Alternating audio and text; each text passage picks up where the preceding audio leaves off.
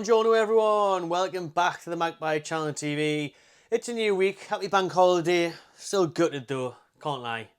Still absolutely gutted after that FA Cup final, my goodness. Just our luck that Man United turned up and Man City was still massively hungover. Just that one Grealish and the rest of the lads. But at the end of the day, as I said in the video on Saturday night, it's our fault, in my opinion. We bottled it towards the end of the season, you know, that last week, the Brighton draw, the Man U defeat. It was in our hands. It was all in our hands.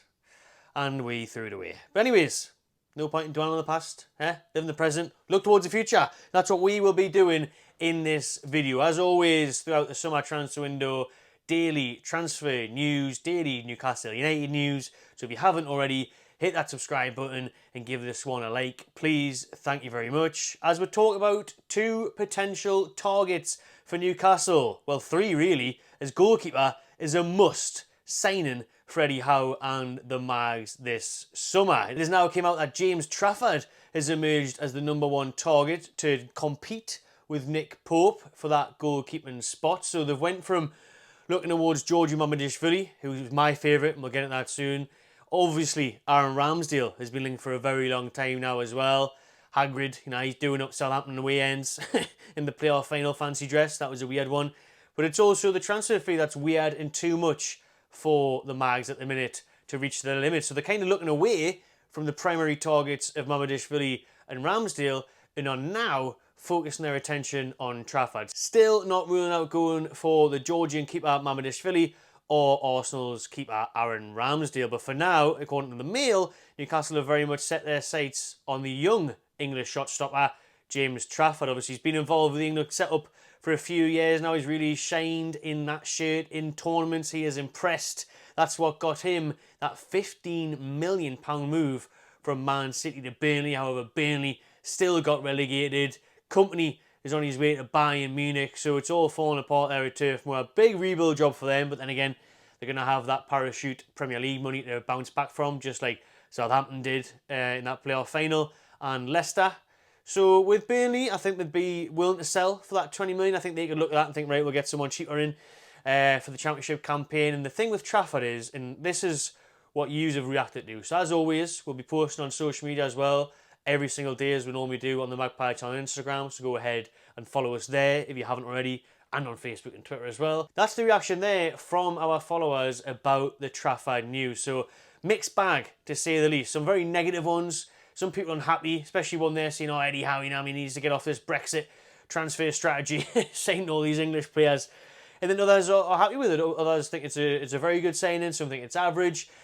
And I'll be honest with you, I'm borderline on the fence here. You know me, people, I do not sit on the fence. But with this one, I'm like, it doesn't get as massively excited. I'll be honest with you. I want Mamardashvili. Mama, give me Mama. I want Mama to come in from Valencia. He is a quality goalkeeper. He's the one where I look at and think he's ready to step in. He's better than Pope. So he'd come in as a #1, and then he would be, hopefully, our #1 goalkeeper for the next 10 years. You know, we've been wanting to do that, haven't we? Since the takeover, sign primary positions for the now and the future. And that is the case with Isak as our striker. You hope he's going to stay here for the next 5-10 years. Bruno Guimaraes as our midfielder, 5-10 years. Sven Botman, 5-10 years. Spending the team for the next decade, basically. And that's what I think Mamardashvili could come in. He could be our Edison. That's the way I'm looking at it. And I really, really like Mamardashvili. And I really think, you know, he's highly rated. He's highly sought after. It looked like he was leaving Valencia because he was crying on the last day. He was on the post, crying and all that, waving goodbye. And then Valencia was signing another keeper. However, on his latest Instagram post, it's basically sounding like he's staying. It was more of a staying than Bruno put out for Newcastle, put it that way. But anything can change, you know. You can't go off what players say on social media because they're not necessarily going to come out and say the goodbyes, other than put themselves out there before anything is agreed. Or maybe he's got wind that nobody's going to pay the fee that Valencia want, 30-35 million. Like Newcastle are now looking at other targets. Maybe he's thinking, right, I'm staying then. Sound, I want to stay. Valencia want high money for us. Other teams aren't willing to pay that. So it looks like I'm staying put in the Liga. But Mamardashvili will be my #1 target. I think he's absolutely quality. He would come in and replace Pope. But the problem is, on that stance, is that Newcastle don't necessarily want someone to replace Nick Pope. They want someone to compete with Nick Pope. The Mail are reporting that they still see Pope as our #1 going into the new season, So they're not looking for someone to put Pope on the bench or replace him. They're looking for someone to compete with Pope, to challenge Pope, to really battle for that number one spot, not to just come in. Because if Mamardashvili came in, he'd want to be number one, and for 30 odd million, you'd expect him to be. Then Pope's fighting for his place. I mean, Nick Pope has also been linked with a move away, though. He's boyhood club Ipswich Town, newly promoted, are wanting him. That's the rumours. And Miguel Almiron, double soup. I wouldn't be against that, especially the Almiron one. And I look at Nick Pope and I think he's missed 23 games this season due to injury. He's 33 this year, is he? Have I touched a bit too far there? But he's getting on, and I know goalkeepers can play a bit longer, but no spring chicken, and he's had a few injuries now, serious injuries as well. So that's why I give us Mamardashvili. And before we talk about Trafford in depth, because that's what the video is about, with Aaron Ramsdale, a mixed bag on Ramsdale, to be fair. There's some games where he's looked quality. He's looked brilliant for Arsenal. But there's a reason why Arteta has replaced Ramsdale with Raya. And will Ramsdale then come to Newcastle without being guaranteed first as well? He's not going to come here to sit on Newcastle's bench when he can sit on Arsenal's bench and play Champions League games.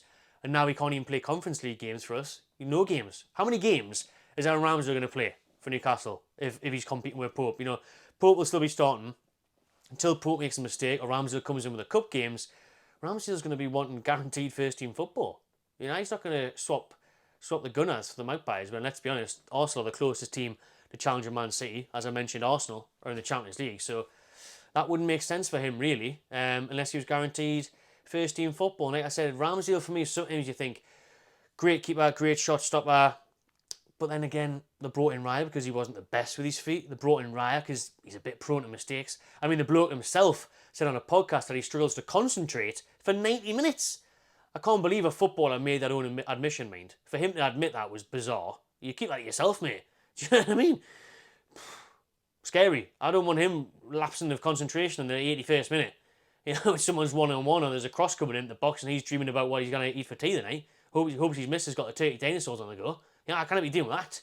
Not when Arsenal are wanting too much money. And because of those 30 million plus price tags on both Ramsdale and Mamardashvili, that's why we are now looking to Trafford, the young keeper who is currently at Burnley. But Burnley likely to sell, Burnley likely to listen to offers, even though it was a big investment on Trafford, 15 million from Man City.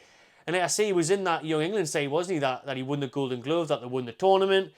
So he does come with a huge reputation and bags of potential. And we all know what Eddie Howe does with bags of potential. He turns them into gold. He realises that potential. So that part I like. I like the fact that he's young. So there is that room for improvement. There is that room to kick on. And if you are going to have Pope as your number one, then that's fine. Learn from Pope. Learn from Eddie Howe. Learn from the goalkeeping coaches. Kick on that way. And then, since I said Pope was, early to mid-30s, he can then be ready to come in 1 or 2 years' time and be our starting keeper. And let's remember, Trafford is already in the England setup now at the senior level. He is going to the Euros as it stands. He's in that provisional squad. Whether that gets reduced, it probably will. I think there's 4 keepers in there at the minute. But, he's in and amongst the mix. And I'll be saying this, though, he didn't impress me at Burnley. I put him in a fantasy team more as a backup at the start of the season because I thought, I'm interested to see what this lad's about. I've seen him for England at the under 21s and 19s and that. He's looked very impressive. Comes from Man City, comes with a big price tag. 15 million for a 21-year-old goalkeeper. But then again, it's Burnley, and Burnley's defence was leaky. Burnley, he didn't have much help, does he? And he did still pull off some great saves in, the highlight reels and match of the day and stuff. So you can't be too harsh on him for Burnley because Burnley were always going to get relegated. Company was playing expansive football, trying to at least. So he was always going to be under threat and conceding a lot of shots. So it's hard to judge him off Burnley, but he didn't really stand out massively. But with Trafford, listen, obviously I would trust the sign. I'd say it was decent, but I'm not blown away by it. I'm not massively impressed by it. For me, I want someone to come in and take Nick Pope's place because you've seen it. And I know it was a friendly, and I know he's came back from injury and everything, and it's just the Australia daft game, but that ball he gave away to Madison in that Spurs friendly, he's capable of doing that. He's done it before. He puts the ball out of play with his touches. His distribution isn't great. His shot stopping, fantastic. But he's not an all-round keeper. He's not a keeper that will get in any other top 6 side. And if that's where we want to be, I do believe we need to strengthen that goalkeeping department. And we know Dubravka's going to leave. We know Karius is leaving.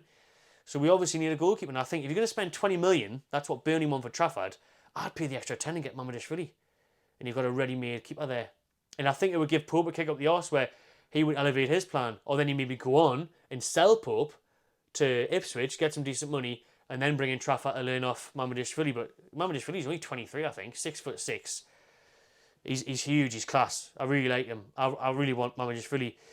But if Newcastle turn to Trafford, we'll wait and see. But that's what Eddie Howe's after. That's what he's eyeing up. So let us know in the comments out the three keepers what you would like to happen. Who would you sign to battle with Pope? Just want to finish the video on this post as well by Amanda Staveley. You can see it on your screen there now. She's came out and defended that trip to Australia a day after a huge backlash, especially for the travelling fans and the Aussie fans that watched over there last week for that 8-0 embarrassment against the A-League All-Stars.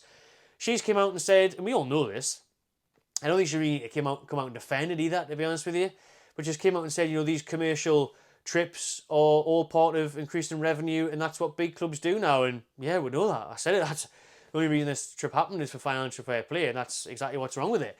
But she's came out there and said, this is what we've got to do. This was an executive decision. She still thinks it was a success. And her and Murdad, and she's actually edited this post since then, her and Murdad are in Monaco discussing deals with a potential new sponsor, and she's ready, can't wait for the new season. She wants a fresh squad more than anyone else. So a bit of positive news there, and obviously, like I said, she's took down the sponsor bit now, apparently, but she's saying there that they've been in Monaco, watching the Grand Prix, I'm sure. That's where it was, I think, wasn't it? Not a huge fan, but I think it was. And watching the Grand Prix, doing sponsorship deals, good stuff. And we know the reasons for these long haul trips. Japan in July is exactly the same, but the post-season stuff is a bit of a joke. The pre-season stuff's fine, but post-season, terrible, man. Terrible crack. But it is what it is. We need to get those revenues up, and that is the way of doing it. And I'm excited to see what this sponsor is that we've been talking to, and the fresh squad that we will be assembling for the new season. Cheers for watching, people. Drop your thoughts in the comments below. Subscribe to the Magpie Channel TV if you haven't already. There will be no live podcast tomorrow night at 7 p.m. because Keg's on holiday and I've been let down late by a couple of guests. But I will be live at 7 regardless, or I'll do a video a bit earlier on like this if there is some important breaking news or any transfer talk that's needing to be discussed earlier than the live show. But stay tuned anyways. Loads of content coming your way as always. Nice one, people. Cheers. Enjoy the rest of the evening. See you on the next one.